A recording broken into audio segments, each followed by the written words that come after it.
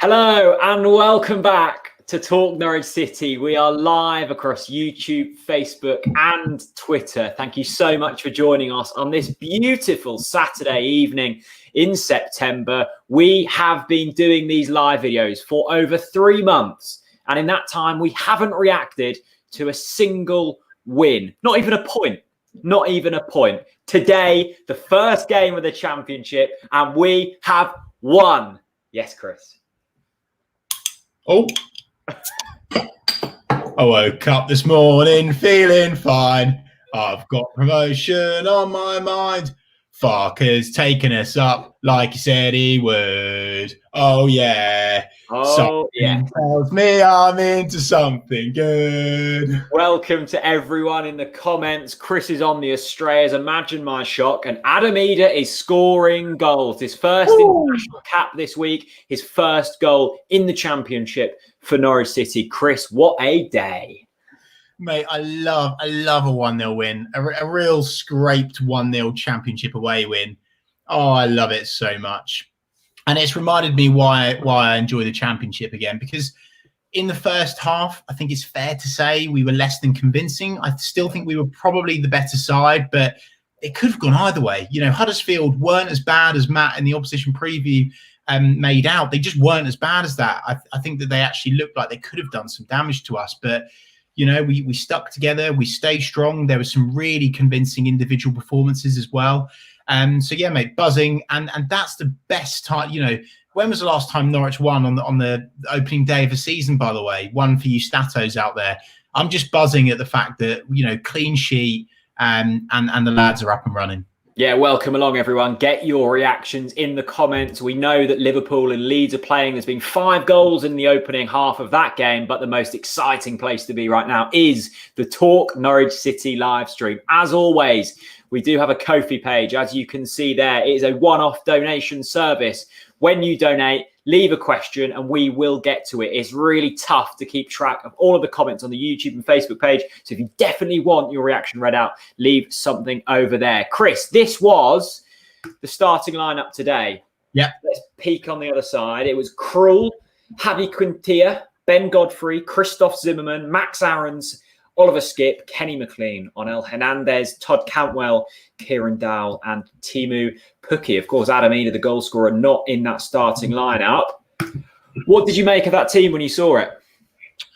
Yeah, mate, I thought it was strong. I thought it was really strong. I think on reflection, looking back, the only 2 players that I was slightly underwhelmed with today were Mclean and Todd Cantwell. And everyone knows how much I love Todd, but I just didn't think I didn't really think they had their best games today. But when I looked at that team, Jack, I was confident. I really was confident. And the fact that we still got Emi Buendia to come in here, Jack, is just like, and by the way, even if we have Emi Buendia for like just a few more games before he gets signed and we absolutely just trash and get our goal difference up, I'm happy with that. What did you think of it, Jack? Mate, I'm so happy. I'm sure you can tell everyone watching. The smiles will not be wiped off our faces this evening. It's funny though, isn't it, mate? It's such fine margins. I mean, I was sat, you know, watching the game in the first half, and I was just thinking, if we draw this game, this is a bad result. I've seen people out there saying it's not the end of the world if we don't win. No, it's not the end of the world. But as you said, and as you hit home to me last week on the live stream, there are no excuses, especially in this opener. Huddersfield, not the greatest squad. We saw the match preview with Matt that you did, and he wasn't confident. This is a team many are tipping to go down this season. Norwich, on the other hand, one of the favourites to go up. It was so important we won the opener because of the amount of games we've gone without a win. The last time we won was February. I know that there was. Are we back? I know there was a lot of time in between that section where, you know, COVID hit and everything. But no, it's absolutely brilliant. Jack, your internet connection is pretty shaky. Am I back? Yeah, you might need to come in and you might need to leave and come back in again, but let's just ride it out for a minute. Am I back now? You are back. I think you're back. Okay. What I was saying was, I think the internet's getting carried away with the Norwich prediction. What I was saying is that I'm absolutely delighted. You can talk away while I try and get. No, you're good now, mate. You're perfect now. Okay. Yeah, no, I think you should be delighted. I actually disagree. I think it would have been the end of the world for Norwich fans if we hadn't had won today. Huddersfield, they're not a good side. They are going to be in and around the bottom of the league this season. So I think you're right to analyse that, Jack. It would have been devastating for us to walk away from that game today with only a point. And as I say, like, I'm chuffed and dead proud of the lads that they've managed to get the win.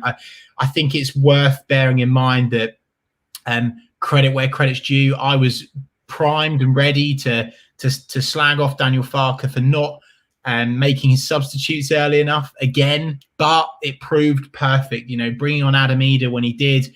And of course, instant impact. And for the lad to take it how he did, I've seen his comments post-match saying that he was really nervous as well. And I think this is it though, Jack. I feel like we've had such bad luck in the Premier League. We did. I know we were shit, but we also had some really bad luck. So it's nice to see us on the receiving end, apart from the penalty decisions. Yeah, I mean, let's talk about them penalty decisions. A lovely link there, Chris. I mean, this was the quote from Paddy Davitt after the game. Not Paddy Davitt saying this, is Daniel Farke saying that. He said, "Very interesting post-match chat I've just had with Daniel Farke. On the 2 pen shouts, for the first time ever in my coaching career, the ref came to me at the end and said, I have to apologise. I got both of those wrong." I think it's probably a bit easier to say that after we've just won the game. But still, Chris, I mean, both calls looked stonewall. I mean, if we still had VAR, they would have probably been given. That's another discussion, isn't it? But I suppose we're probably going to have to get used to that. The standard of the officiating in the Championship isn't quite as good. Is it, Jack? I think refereeing across the Football League is atrocious. I think in the Premier League, it's absolutely no different. I think that actually the Premier League refs were so bad that they were desperate for VAR to work to actually help them. They were that shit. So, to be honest with you, I'm not going to be moaning about the fact that we've not had VAR decisions and stuff. Like, I'm so thankful. I feel free. I feel like actual football. I know we're not there, but VAR just ruins football. So I'm so happy that we don't have that. And I'd rather be slagging off a decision because of human error rather than a robot that absolutely should not get any errors. Like that completely doesn't work. So I'm just absolutely buzzing for it. No, that's fair enough, mate. Great stuff. Let's get some of your questions in then. Toby says, unconvincing display from Dowell. So many failed passes, but he was trying. I also love Onel, but he should pass the ball in some situations. Love to listen to you guys and so happy with the win. Well, thanks for watching, Toby. It's great to have you along, mate. Chris, I think the takeaway for me was, and it will obviously change when Emi Buendia returns from suspension, but that 3 in behind the striker, let's remind ourselves of what it was today. It was Hernandez, Cantwell and Dowell. For me, I don't think Cantwell and Dowell are particularly suited to each other. I think they're a very similar player. I think I would have preferred to have seen either Cantwell or Dowell out of the squad and Poeta in for a bit more pace. What do you think? I don't think PP's ready. To be honest with you, I think he's a quality player and can definitely change games. And we saw his rapid pace. If Eder hadn't got to it, we saw his rapid pace for Adam Eder's goal. So I was impressed by that. But yeah, no, I don't think you can analyze it too much at the moment or worry about it too much. But I would say, to me, finger in the air, it looks like we potentially almost signed Dowell thinking that we were going to sell Todd, because I think you're very right, Jack. I think that they have got a very similar skill set. I thought that comment, to be honest with you, was a little bit harsh on Dowell. I thought that he had a pretty okay, decent, display today, full of energy, which I love to see. And actually, in terms of what opportunities did Dowell have to bring the ball forwards? I didn't really think he had that. Same as Pookie, I've seen a few pieces of criticism for Pookie on Twitter straight after final whistle today, but yet again, barely any service. So I think it's a bit too early to be making calls like that. So yeah. Great stuff. Bruce says, Onel is a blunt instrument. Although effective, his game would improve from looking up and picking a pass now and again. Discuss. Bruce, great to have you watching, mate. Yeah.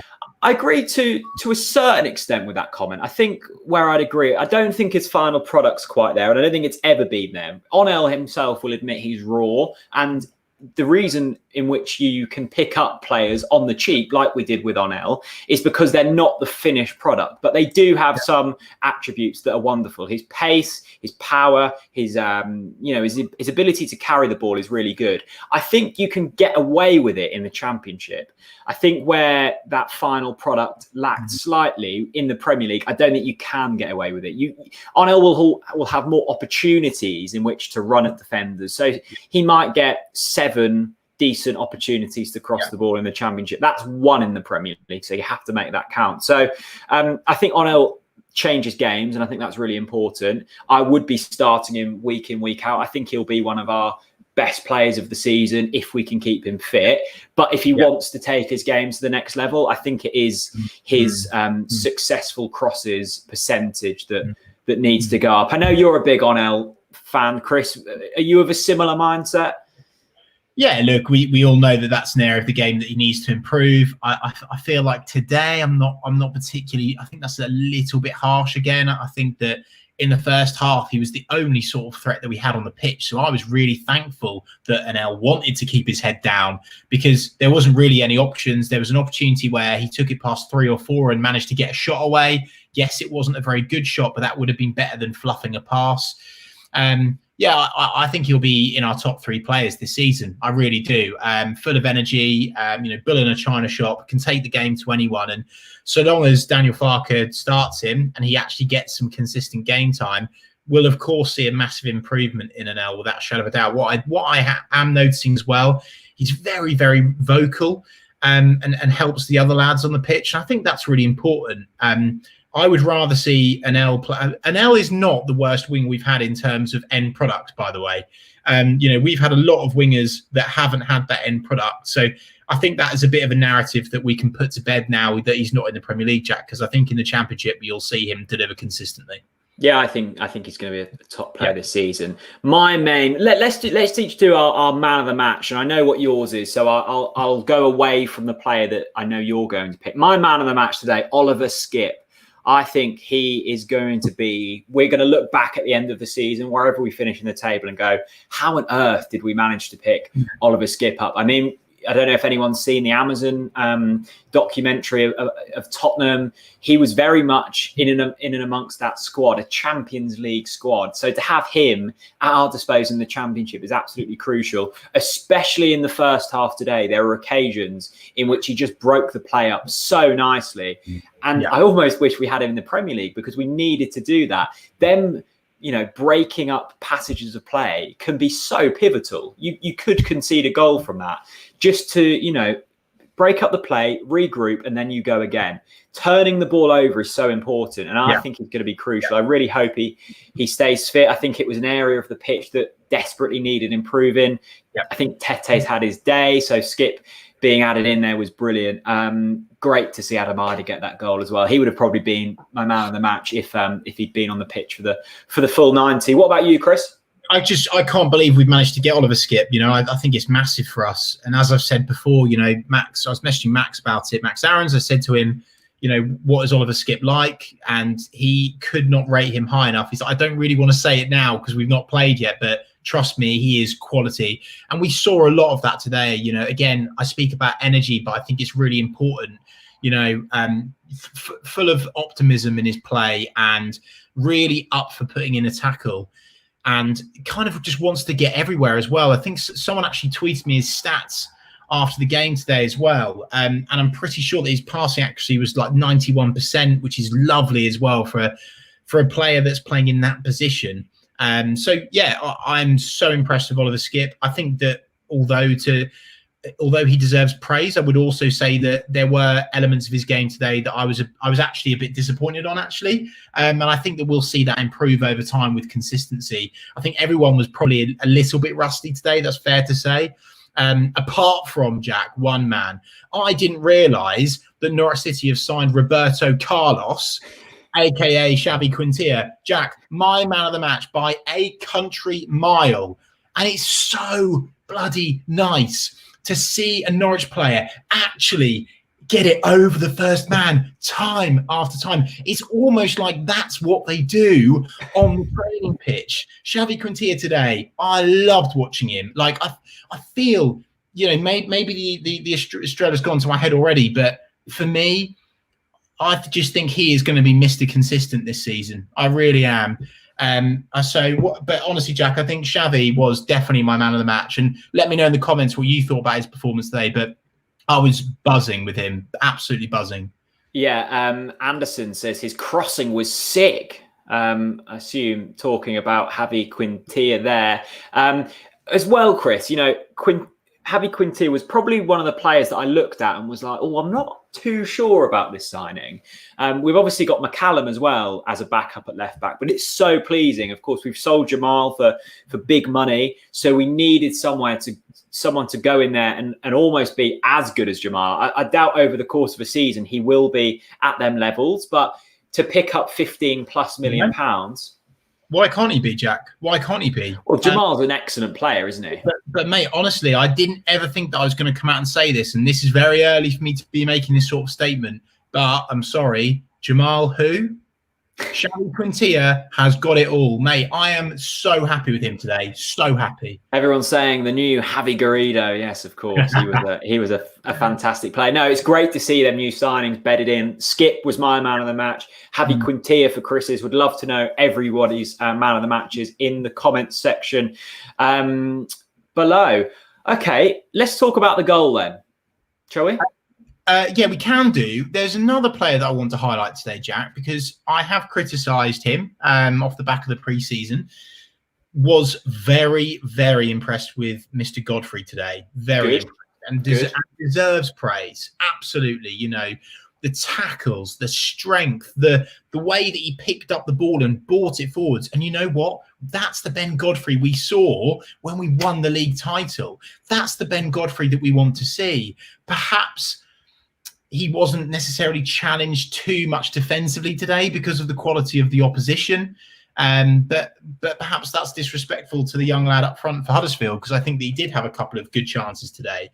But no, yeah, I just wanted to make it very clear. I've criticised Ben, but he absolutely deserves all of the praise in the world today. I thought that he looked dominant, and I said that I would have definitely started Ben Gibson, which is not everyone's opinion. Everyone's saying he's not ready. I think that's nonsense. I think he's ready.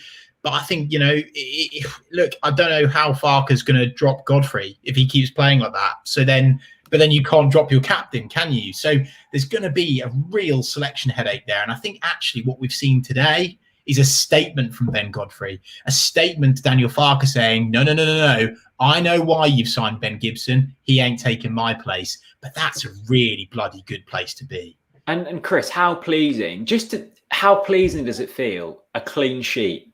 A clean sheet. The two players you've picked out there putting in great performances. Ben Godfrey, Xavi Quintilla, that's half of the defensive line. Zimmerman and Aarons, of course, have done it at this level before. So you'd hope that they could sustain a certain level of performance throughout the season. A lot of people in there saying Gibson in for Zimbo. Well, we'll see what happens in our next game against Preston. But just as a mindset thing, like a 1-0 victory just feels so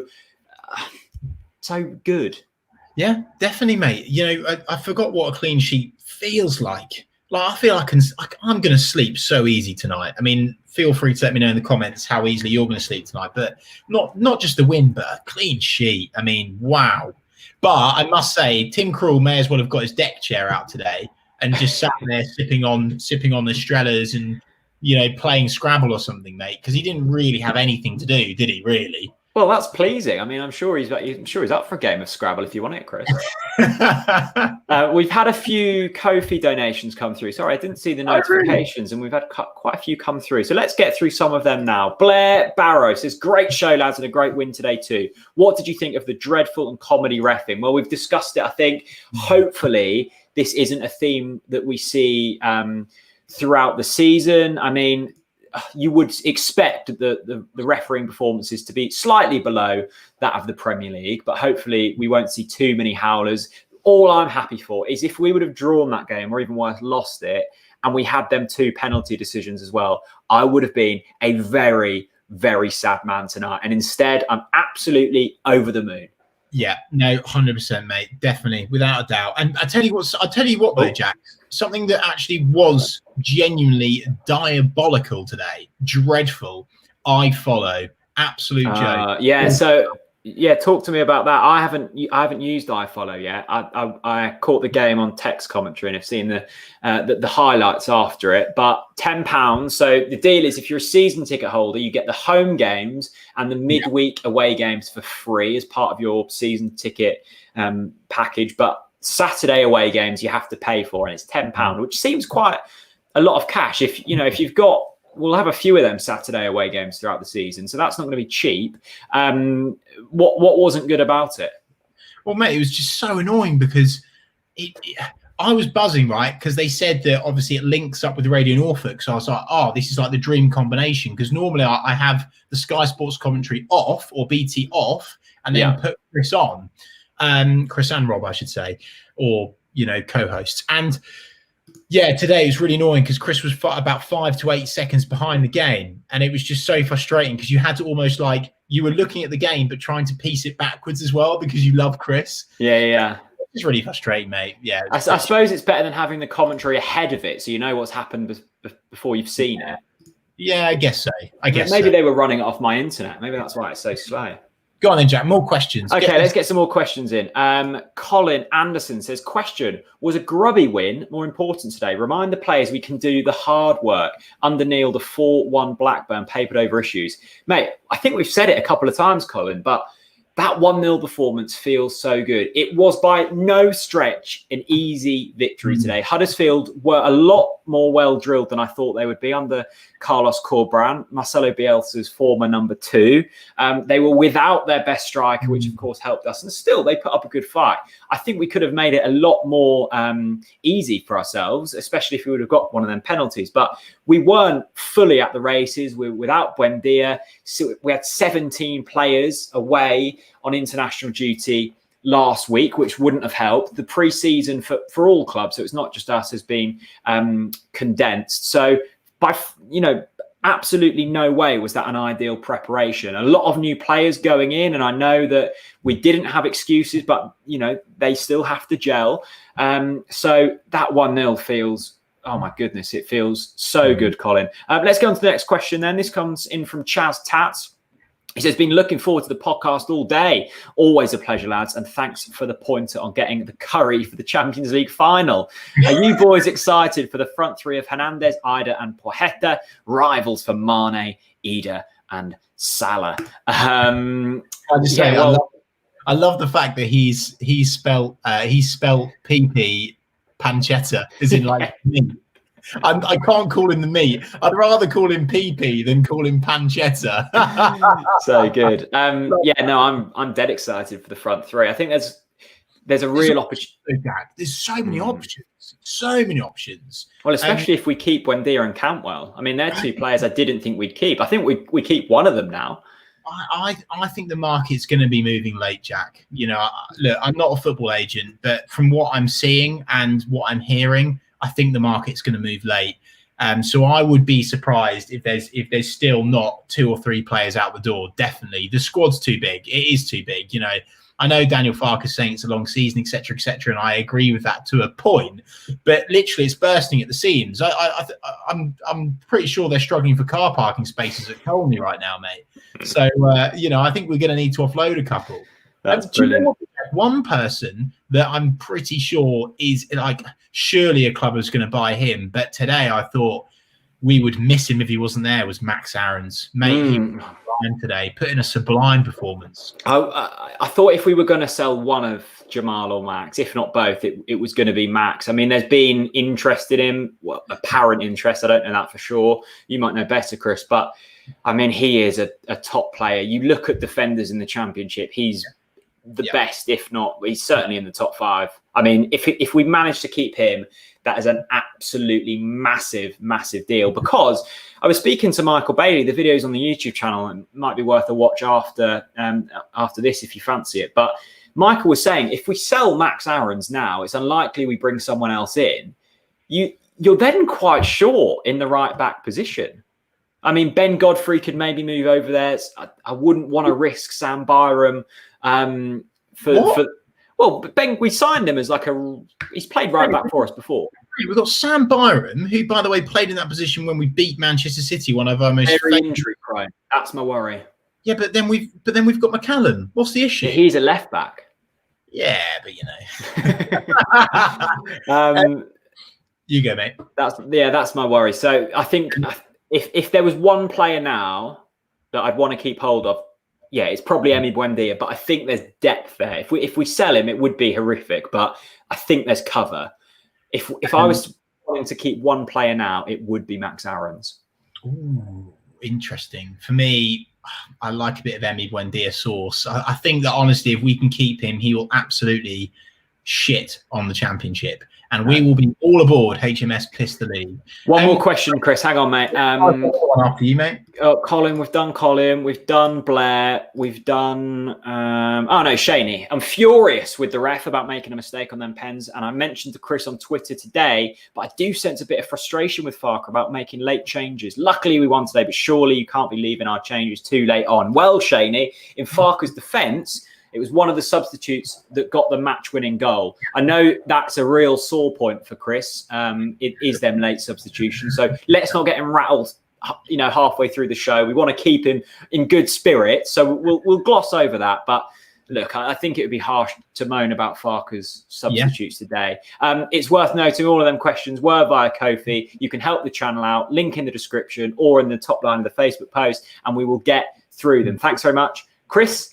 Away you go. Great comment on YouTube from Night Shift, who says, rumour has it, Plaheta, did I pronounce it right, is entering the Grand National with Aarons on his back. Now, that is a rumour that I could totally see coming true. I really could. Jack, try and find that, please. Is he a stayer, though? That's what you want. What's his name? Night Shift. Get it on the screen. He deserves it. What time? Give me the time code. 6:38. Oh, blimey, a while back. 6:38 is... And James Hale on Facebook says, how do they all fit in the changing room on Facebook? James, I agree. I'm not sure they do, to be honest. I mean, I think they're standing in the door. I think I could imagine like Christoph Zimmermann and like one of the other German lads with like their beach towels on the floor. Because they're not going to be able to sit on all the seats, are they? In all seriousness, though, from James, that is going to be one of the big factors in hopefully our success this season is the big squad, not the small changing rooms, the big squad. I mean, I've read a lot of season previews this preseason, probably too many for some people's likings, but in all of the previews that I've read, everyone said Norwich will have a good season because of the quality and the depth that they've got. You only have to look back to Luton last weekend to see we could make 17 changes and still field a squad arguably better than 10 Championship sides first team. So I don't know how they all fit in the changing room, but I don't care as long as they win games, Chris. Exactly.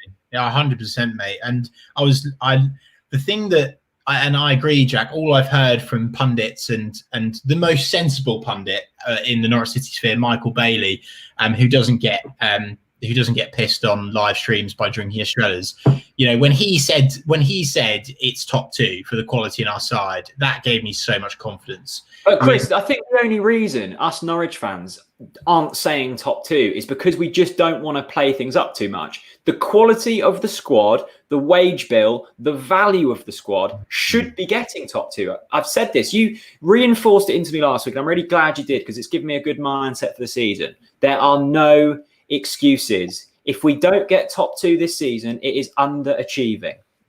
Mate, it's awful. It's not good enough. I mean, I am gonna be expecting us to be in and around those positions all season because we've got an exceptional depth in there and such good quality. Some players that are worth a lot of money.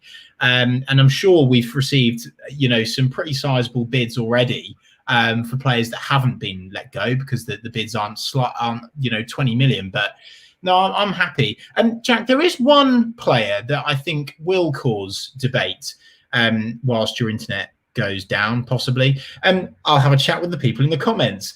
There is one person that I'm not quite getting, and that's Teemu Pukki. Yes, the assist was absolutely brilliant.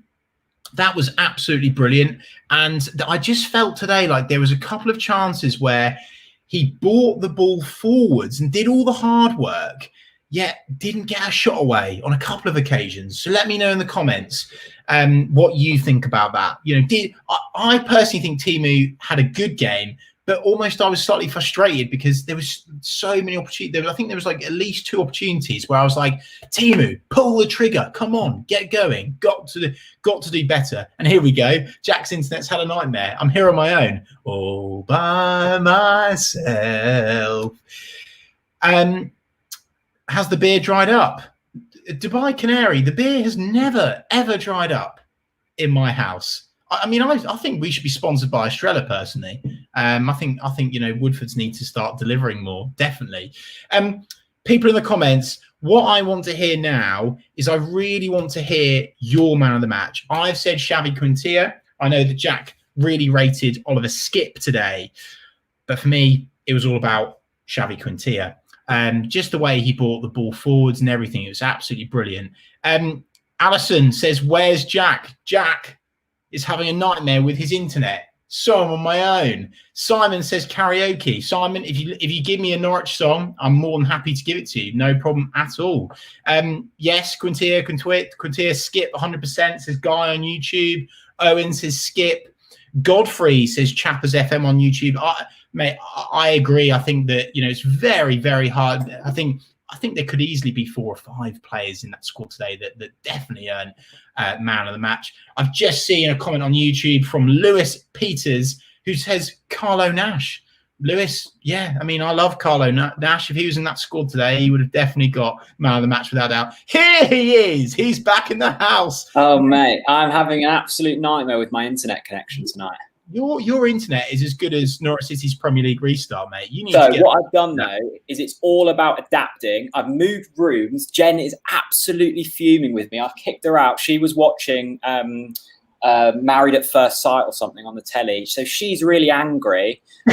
So if there's anything that you could do to help me by liking the video, subscribing. You're in the doghouse, mate. Oh, mate, massively. Yeah, that's bad news. But guess what? Adam Eder scored, so I don't care. Let's make sure that the comments have got hashtag Jack's in the doghouse. I want to see that right here, right now. So, Jack, I was just talking about man of the match. Always my go-to when you fall off screen or go for a piss. Most people are agreeing with me, Xavi Quintilla, which is very good. And we did start to open up about Teemu Pukki as well. Great assist today, but I felt there was a couple of occasions where he should have pulled the trigger. What do you think? Massively. I think.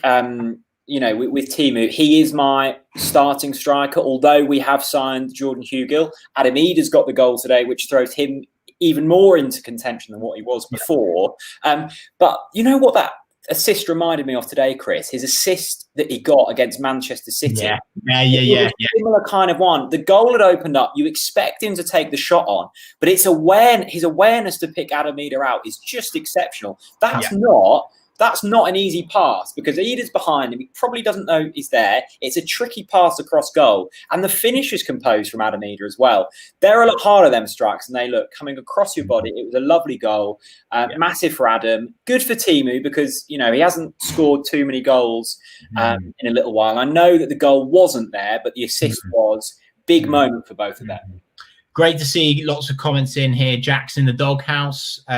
Big up Nanny Tooley. Says Jack's in the doghouse. Sean on YouTube says Jack's in the doghouse. Mate, you are in the doghouse. Oh, dearie me. I mean, yeah, I've just heard the front door shut, so I think Jen may have gone for a little walk around the block. You are in lots of trouble. Look, the show must go on. The show must go on. Mate, the show must go on, and you must adapt. You know, these storms, they come and go. You know, that's girlfriends for you. Anyway, Kenny Mclean, want to talk about him off the back of Timu Pukki, because today one of the moves that really frustrated me was we broke really fast, and I was like, here we go. And it was 2-on-1. Pukki fed through Mclean, and he kind of fumbled with it and just didn't keep it moving, or even better, get that shot away, man. And today I felt, and again, I don't want to criticise Kenny too much, because as everyone knows, I took a lot of stick last season for him because I felt that the criticism was actually unjust. But today I did feel like that slight sharpness. I think Kenny's still getting up to speed again. I would have liked to have seen that move that ball a little bit quicker. Potentially we see another player come in there. I know he's just signed a new deal, but this is the thing, Jack. Like, I'm so excited for this season, because if one player has a slightly underwhelming game, they are going to know that someone else is going to want their shirt. And you know, we've seen Stuart Webber bringing basically a whole new side, and that's only going to create a really positive, real positive momentum in terms of putting a performance in. Because if you don't, I mean, look at Ben Godfrey today.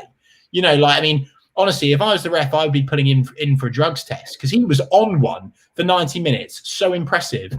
And that can only be a good thing, can't it, Jack? No, it's massive. And we saw that kind of competition really push Tim Krul's career on in a Norwich City shirt. I mean, I know that the signing of Ralph Fairman was on the whole a failed one. He was on big money at Norwich City. So we can't be looking at that and going, oh, that was a successful bit of business. But what it did do is it kicked Tim Krul's career on. And, you know, even if the likes of Sorensen or these types of players, you know, don't feature too much this season, it is undoubtedly going to help the midfielders in the squad. Because like you say, Chris, it is a competition thing. It's like when you're at work and you've got a new recruit who's just come in, and you look at them and go, cool, I better up my game a bit here. I was comfortable before, and now I really need to kick on. Otherwise, I'm going to lose my place. We've already mentioned it. I think a really key element of today's win was that midfield pairing. I mean, whatever you think of Kenny Mclean, there's clearly something in there that Daniel Farke likes. And next to Oliver Skipp, who I am absolutely in awe of, I think that's going to be a really key component to Norwich City's hopeful success this season. I really do. Yeah, no, I agree. And again, you know, I'm a big fan of Kenny. I think he's got a lot to do at Norwich. I think he's got a point to prove still. And I think he is a fantastic championship quality midfielder. Honestly, I think he's absolutely fantastic. So all I'm saying is, Jack, isn't it nice that actually I'm slightly disappointed with Kenny today, even though he put in a really decent performance, that we still got the 3 points. But I think that Daniel Farke will be really happy with his team on the way back on the coach. You know, analysing that, I don't think there was a player on the pitch today for me, if I was doing player ratings, that would have got under 8 out of 10. Wow. No, I really believe that, because they were just so solid. Yes, we weren't exciting. We didn't show much creativity, but still, like, all of the players from back to front were together. I felt that togetherness today from start to finish, and that was really encouraging to see. And look, Chris, I think let's not get ourselves caught up here. We're not, when we're picking out these little nitty gritty bits, it's not us moaning. What it's us doing is, we are in a division that we are expected to, and we want to get promoted. And that's not going to be easy. There's some good sides in this division. So, yes, a 1-0 win against Huddersfield is great, and it kicks us off. But we have to keep innovating. We have to keep improving. I mean, I've got the... See, Jack, that's an important point. I need to come in on there. You said a key word there, innovating. That's what we didn't see with Daniel Farke's sides or actual in-game management last season. We didn't see any innovation. We didn't see something different. And I actually think part of the reason why we won the league in the championship was that, yes, we kept a relatively consistent side, but we were still quite unpredictable. And so I feel like, you know, if there is an opportunity to just switch a player every now and then, I know it sounds, I wouldn't do that with my defense, but with my attacking line, I would be mixing it up. You know, I'd be switching the wide players in game. I actually felt like today I would have switched sides just to put them on the back foot and, you know, change the way the players are cutting in.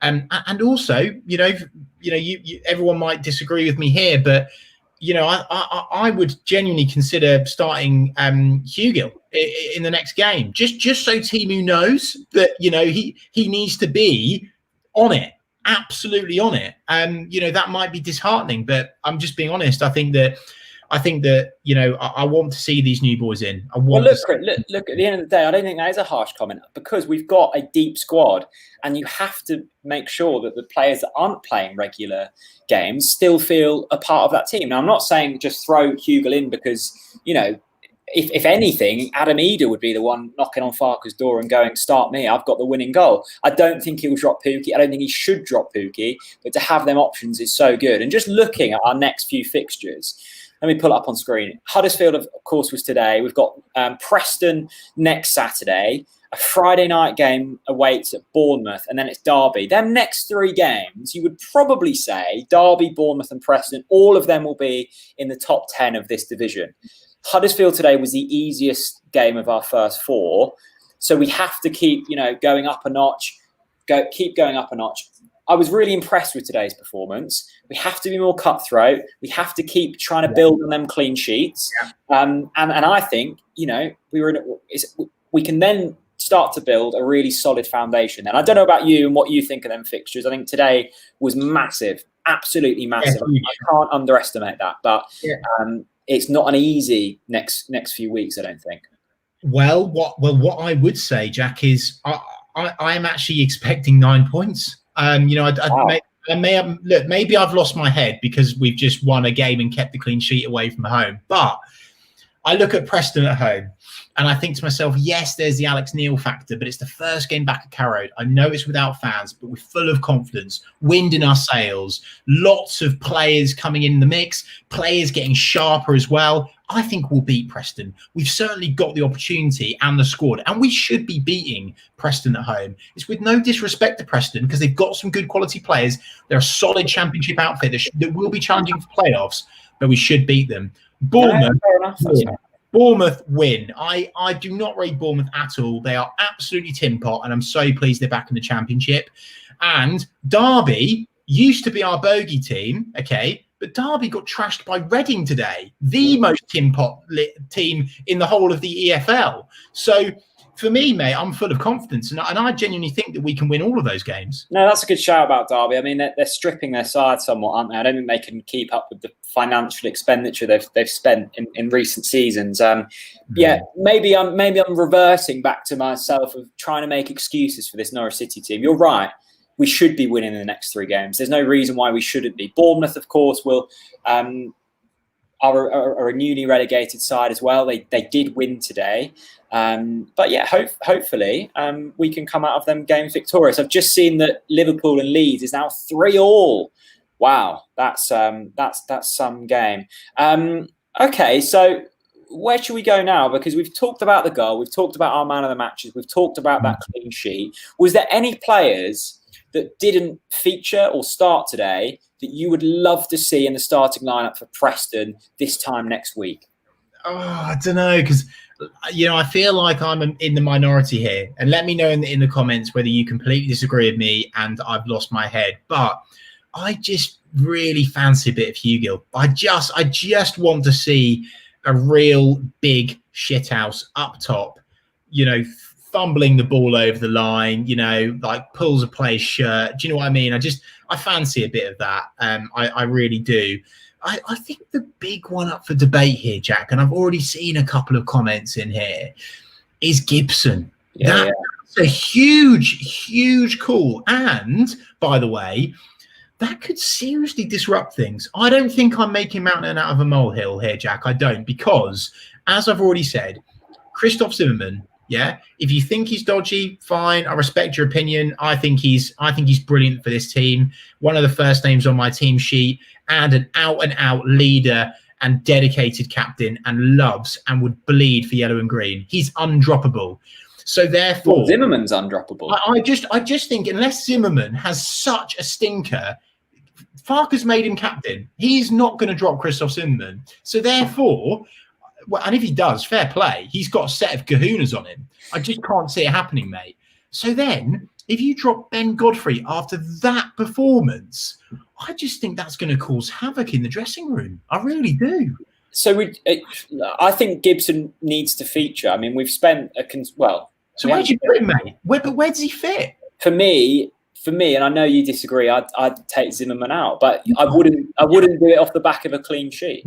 And you can't drop your captain. Yeah, and by the way, one of the things that we can take comfort in is Daniel Farke tends to not make wholesale changes based on, certainly after wins. You know, more or less it's the same team next week unless there's injuries, pulls. So, and you know what, mate? You know what? I'm kind of contradicting myself here because I've said we need to keep the squad rotating. Yeah. One of the big reasons why I don't think we succeeded last season is because we couldn't find our best 11. And that was partly because of injuries. But we didn't know. Like, I don't feel like Daniel knew what his best 11 was. If he can find that within the first month of the season, you're suddenly a whole way you're in such a better position than you are if you aren't. So, and the defence is arguably one of the areas that you don't want to be changing to. Yeah. So, look, off the back of a clean sheet, I wouldn't make any wholesale changes to the defence. But with a Ben Gibson, with a returning Grant Hanley in the equation soon, it's going to be tough for Zimbo and Godfrey to keep their places. But again, it is healthy. It's just slightly uncomfortable. I almost feel sorry for Daniel Farke, dare I say, because it's just such an uncomfortable situation to be in. Charlie Summers on YouTube says, not fair to change the team after winning a clean sheet in truth. And Charlie, you can't argue with that. And what I would say is, and a lot of the younger viewers won't remember this, but some of the older gen will, even though it's not that far back, is I think a lot of people remember our 2002 championship winning season because of Huckabee, and Hucks was unplayable. But you know what? The real underdogs in that campaign were the first names on the team sheet every single week. Rob Green in goal, Big Malky, alongside Craig Fleming, yeah? Then you had Mark Edworthy, Adam Jury, and those boys didn't, honestly, you just couldn't take their place. But I actually think that the midfield played with so much more confidence, knowing that sturdy, safe defence was going to be there. So I actually hope that Daniel Farke does stick with the team this season. But at the same time, I'm so excited to see these new players. I feel like a kid at Christmas. I really, really do. No, you're so true. This is a good comment from Tom. I'd forgot about this chap amongst all of the other new signings. Dan El-Sinani, yeah, of course. I mean, he is certainly the unknown of all of the new signings, and there's a few unknowns in there. Yeah. Look, I can't see Dan El-Sinani getting above the current attacking players we've got in there, but again, it's a good opportunity for him to try and prove something. Right, we'll probably be online for about another 15 minutes or so. So just one last shout for our Ko-fi page. It's a one-off donation service. You can leave your questions on there, and we will read them out. Before we actually went on air, Lynn Combe said, "Love the podcast, guys. Keep up the good work." Thank you, Lynn. If nothing else, hopefully them donations can help me purchase a faster internet connection, because I apologise. It hasn't been ideal tonight, and I've also now got a girlfriend to win back over. Jackson the Doghouse, don't forget that. I think we should look ahead now to the next few games. Okay. We've got that first win under our belts. We've talked so much this week. I was so excited this morning because I feel like we've built this up for quite a few weeks now, and it was nice to start fresh. I mean, it wasn't that long ago since we were in the Premier League and watching football, but it didn't feel quite right. We've started the season afresh. We've had a good pre-season. We've brought in some good players, and now we've got that win. How do we now build on that, Chris? One of the things that I noticed is tempo. I think, but this is just very natural of the beginning of the season, but also a completely fair and justifiable reflection on the whole coronavirus pandemic and what it's done, and the fact that we're starting the season so early. There's barely been a break. I think tempo is going to be massive for us, and I think that's what I would do.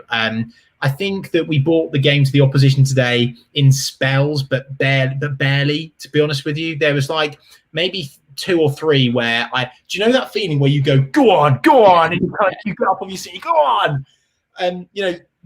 I love that, and I know that my team are capable of that, but we didn't do that enough today. And I think that we definitely got that in our locker. You know, PP when he's in the mix, definitely an L.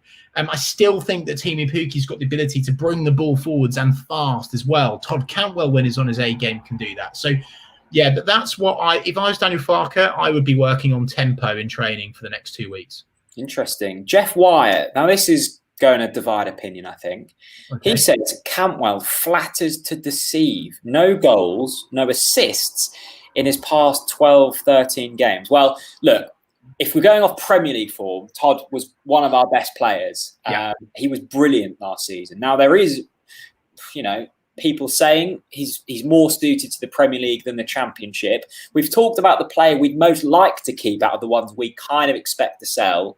Let's talk about the players that maybe we are more willing to let go of if the price is right. And for me, that would be Todd Cantwell. Again, solely because we've got players that can fit in there. One of the big reasons why I wasn't completely heartbroken over the sale of Jamal Lewis is because we had Quintilla, who's obviously now started his season really well, and Sam McCallum as well. We've got players to fit in there. Yeah. Cantwell is another one of them in which we have depth in that position. I think Todd, if he plays week in, week out, he will be good. Quality's permanent, right? And he is a quality player. But I agree, maybe his past few games in a Norwich shirt hasn't been exceptional, but who has been exceptional? And let's not forget, and I know this sounds maybe a bit cheap and a bit generic, but let's not forget the journey that Todd's been on. Yeah, like the guy was about to not be offered a contract before we went up to the Premier League. Like it was touch and go from as far as we understand, and to do what he did in the Premier League is just absolutely outstanding. I agree with that with the commenter. Sorry, I forgot your name. I think that yes, he's not delivered in those last few games, but then as you've said, Jack, no one did. The Premier League restart was nothing but an embarrassment and I don't even want to talk about the Premier League restart anymore. Let's get that in the bin and move on. What I would say, Jack, is I would sit on the other side to the fence to you, as always, which is healthy, to have that healthy debate. And I would say that Todd Cantwell, for me, we have to keep him because there is honestly no one there that just loves Norwich as much as Todd. Like, he loves this football club. His family are fans. He's grown up here. He's one of our own. And I must admit, I would feel really disappointed if we sold Todd. I would. I think what price would it be that you'd go, yeah, fair enough? I'll answer that. I just think the romantic fairy tale of Todd managing to get his Norwich City back into the Premier League again, I think that just feels so good for me. But what in terms of price, I think Todd is maybe worth between 25 and 30. Is that fair? Well, mate, he's young English talent. Double Jamal. One of the highest rated young players in the Premier League last season. One of the most talked about English stars in the England under 21 setup consistently now.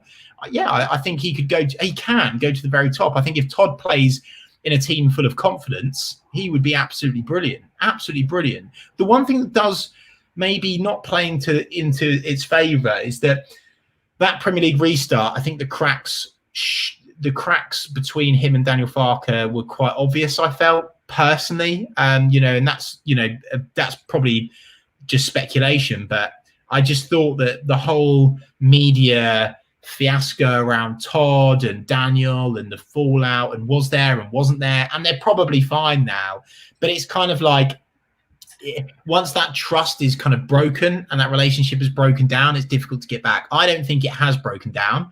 But anyway, basically, I love Toddy, and that's not just because he's been on the podcast. It's just because he just loves Norwich so much, and he's an amazing footballer, absolutely amazing footballer. That's fair enough, mate. Okay, a Kofi question. How about Godfrey alongside Skip? Not unrealistic in my opinion. Jack, use the donation to buy flowers for Jen. We'll see about that. I've seen quite a few comments regarding Godfrey moved a bit higher up the pitch in that central defensive field. Never gonna happen. Do you not think?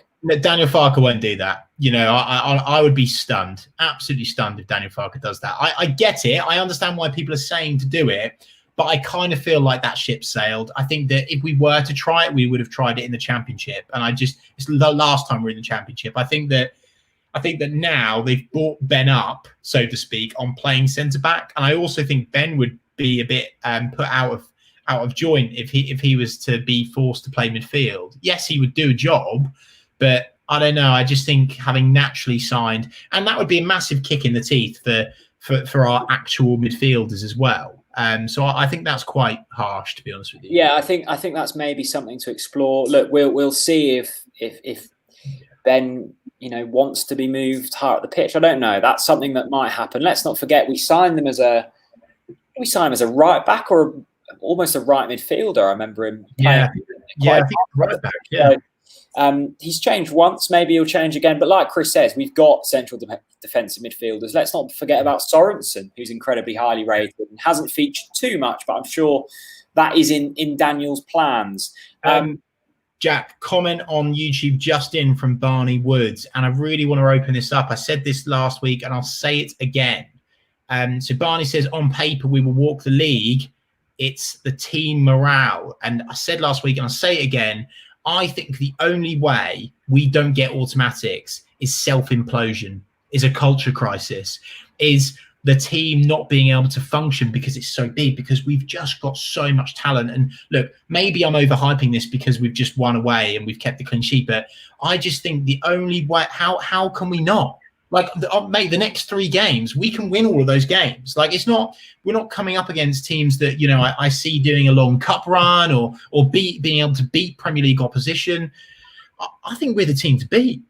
I agree. And I agree. I think it is, on paper, we have probably Watford have the strongest squad, but there's still another month of the transfer window. So them squads could change. I'll be very surprised if Watford manage to keep hold of their players, because I think Watford's quality is well above ours. I know they only beat us by margin at Vicarage Road, but for me, it was just so comfortable for them in terms of physicality and technical ability. But, you know, there's already whispers and rumours in the paper, you know, Troy Deeney making comments and things like that. If you lose Mr. Watford, I actually think they won't get promoted. It's as simple as that. So wow. I think I agree with you, what we are saying on Watford, but there's a long way to go. And with us, Jack, likewise with us, you know, if we sell 4 or 5 players, which we could do, by the way, still, then you're all of a sudden going to go, oh, I'm not sure we've got the quality anymore. But we have. Yeah. No, massively. And the advantage we've got over Watford, we might not have the quality of squad at the moment, but we've got a manager that's done it before in Daniel Farke. I mean, Vladimir Ivic is incredibly highly rated for what he's done abroad, but the Championship is a very different beast. And I think Daniel will be, you know, we've criticised him in recent weeks, as most have, as anyone would for a manager that's lost 12 games in a row. He's going to be wanting to prove some people wrong. Yeah. You know, he's going to want to show this. That last time wasn't a fluke. You know, I can do this again. So that's that. Okay, Chris, we're approaching an hour, and I understand that people probably want to be doing other things on their Saturday evening, or don't they? Who knows? What is your parting thought for today's game? Oh, what's my parting thought for today's game? What, in terms of what I saw on the pitch or the support? Just in general. Positivity.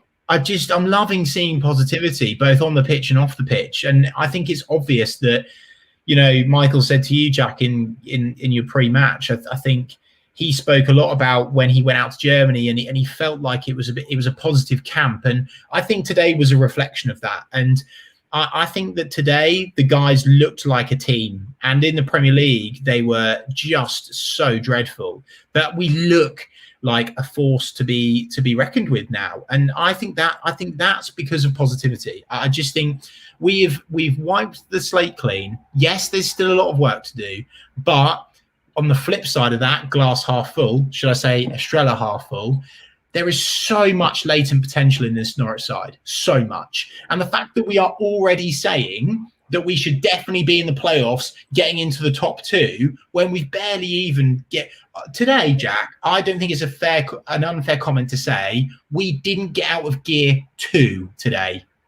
I don't think we did. You know, we weren't passing it fast enough. There was a couple of misplaced passes. There was quite a few misplaced passes. You know, there was a couple of defensive moments of, oh, not sure about that, but we got through it. So I think the only way is up for Norwich, and you know, I hope and pray to Jesus Christ that, you know, that it's going to be okay, and I'm not going to be clipped up and used to laugh at for the rest of the season. But I just think that we have got everything we need to be promoted this season. I really do. No, it's so great, isn't it? I mean, I'm delighted. Chris is delighted. I can tell from the comments that everyone is delighted. And I've said this, but all it takes is a few wins, and people forget very quickly about previous form. So Norwich have won today. Absolutely brilliant. Go on. I was just going to say, Jack, before we go, we absolutely have to shout out our new sponsors for the 2020-21 season. Thank you very much for your support. It means a lot. And you can see them all below there. They are the kind sponsors for this season.